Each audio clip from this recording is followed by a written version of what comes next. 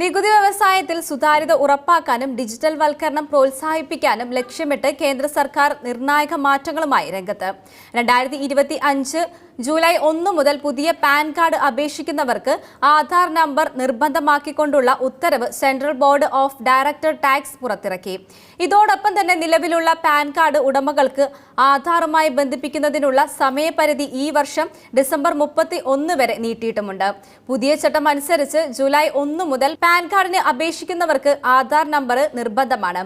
കൂടാതെ ആധാർ വെരിഫിക്കേഷനും അനിവാര്യമാണ്. മുൻപ് പാൻ കാർഡ് ലഭിക്കാൻ ആധാർ നിർബന്ധമായിരുന്നില്ല. സാധുതയുള്ള ഏതെങ്കിലും തിരിച്ചറിയൽ രേഖകളോ അല്ലെങ്കിൽ ജനന സർട്ടിഫിക്കറ്റോ നൽകിയാൽ പാൻ കാർഡ് ലഭിക്കുമായിരുന്നു. ഈ സാഹചര്യത്തിലാണ് പുതിയ പാൻ കാർഡ് ലഭിക്കുന്നതുമായി ബന്ധപ്പെട്ട മാനദണ്ഡങ്ങളിൽ സർക്കാർ മാറ്റം വരുത്തിയിരിക്കുന്നത്. നികുതി വെട്ടിപ്പ് തടയുക, അതുപോലെ തന്നെ സാമ്പത്തിക ഇടപാടുകളിൽ കൂടുതൽ സുതാര്യത കൊണ്ടുവരിക, ഡിജിറ്റൽ വൽക്കരണം പ്രോത്സാഹിപ്പിക്കുക എന്നിവയാണ് ഈ പുതിയ പരിഷ്കരണത്തിലൂടെ സർക്കാർ ലക്ഷ്യമിടുന്നത്.